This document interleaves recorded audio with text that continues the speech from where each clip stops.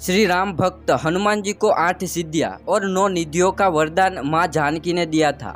हनुमान जी ही ऐसे देवता है जिन्हें 8 दिव्य सिद्धियाँ और 9 निधियाँ प्राप्त है और कहते हैं कि इन्हें संभालने की शक्ति भी केवल महाबली हनुमान जी में ही है। दुनिया में सबसे कीमती वस्तुओं 9 निधियाँ है जिन्हें पाने के बाद किसी भी धन संपत्ति की आवश्यकता नहीं रहती है। हनुमान चालीसा के अलावा मार्कंडेय पुराण और ब्रह्म वैवर्त पुराण में भी अष्ट सिद्धियों का वर्णन मिलता है। तो दोस्तों, अगर आप हनुमान जी के महाभक्त हो तो कमेंट बॉक्स में जय श्री राम जरूर लिखिएगा। तो चलिए हनुमान जी की अष्ट सिद्धियाँ और 9 निधियों के बारे में जानते हैं। सबसे प्रथम सिद्धि आती है अणिमा सिद्धि। अणिमा यानी अपने शरीर को अणु से भी छोटा कर देना। इस सिद्धि के जरिए हनुमान जी सूक्ष्म रूप धारण कर कहीं भी विचरण कर सकते हैं। अपने इसी छोटे रूप के बल पर हनुमान जी ने लंका का निरीक्षण किया था। दूसरे नंबर पर आती है महिमा सिद्धि। महिमा अणिमा के विपरीत है। इस सिद्धि के बल पर विशाल रूप धारण की जा सकती है।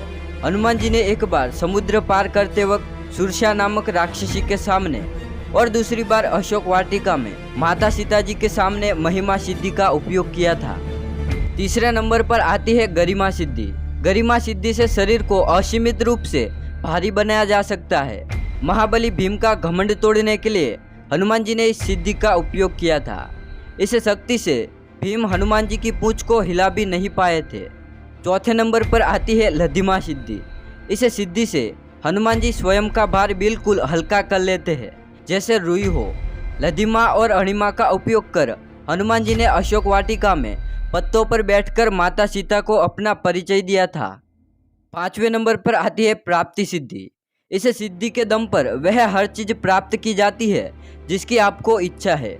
बेजुबान पक्षियों की भाषा समझना, भविष्य में आने वाले वक्त को देख लेने में यह सिद्धि उपयोगी है। छठे नंबर पर आती है प्राकाम्य सिद्धि। इस सिद्धि से पृथ्वी से पाताल तक की गहराइयों को नापा जा सकता है।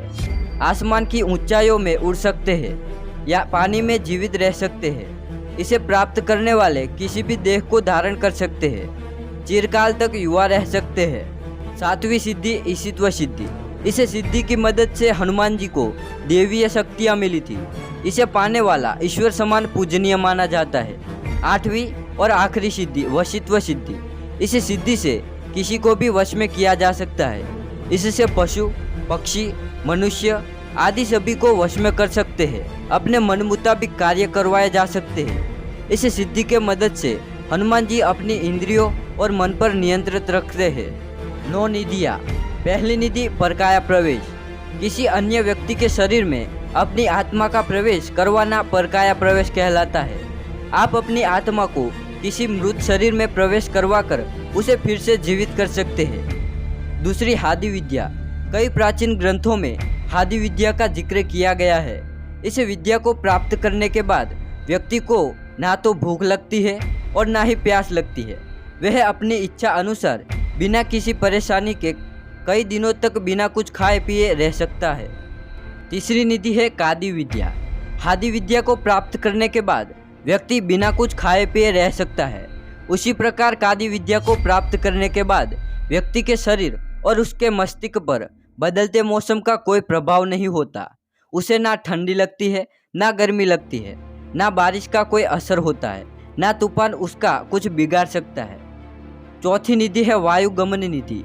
वायुगमन सिद्धि हासिल करने के बाद व्यक्ति हवा में तैर सकता है और कुछ ही पलों में किसी भी स्थान पर पहुंच सकता है। अगली निधि है मदरसा निधि। मदरसा निधि प्राप्त करने के बाद व्यक्ति अपने शरीर के आकार को अपने इच्छा अनुसार कम या ज़्यादा कर सकता है। अगली निधि है कनकधर निधि। इस निधि को प्राप्त करने वाला व्यक्ति असीमित धन का मालिक बन जाता है। उसकी धन संपदा का कोई अंत नहीं आता। अगली निधि है प्रज्ञ साधना। इस साधना में सफल होने के बाद साधक अपने शिष्य को यह आज्ञा दे सकता है कि किसी विशिष्ट महिला के गर्भ से जन्म ले, या फिर इस साधना के बल पर योगी अपने शिष्य को संतानहीन महिला के गर्भ से जन्म लेने के लिए निर्देशित कर सकता है। अगली निधि है सूर्य विज्ञान। भारत के प्राचीन और बेहद महत्वपूर्ण विद्याओं में से एक सूर्य विज्ञान पर सिर्फ और सिर्फ भारतीय योगियों का अधिकार है। इसकी सहायता से सूर्य की किरणों की सहायता से कोई भी तत्व किसी दूसरे तत्व में तब्दील किया जा सकता है। अगली निधि मृत संजीवनी विद्या। इस विद्या की रचना असुरों के गुरु शुक्राचार्य द्वारा की गई थी। इस विद्या को प्राप्त करने के बाद किसी भी मृत व्यक्ति को दोबारा से जीवित किया जा सकता है। तो दोस्तों, अगर आपको यह जानकारी पसंद आई हो तो वीडियो को लाइक और शेयर जरूर करें और चैनल को सब्सक्राइब करें। धन्यवाद। जय हिंद, जय भारत।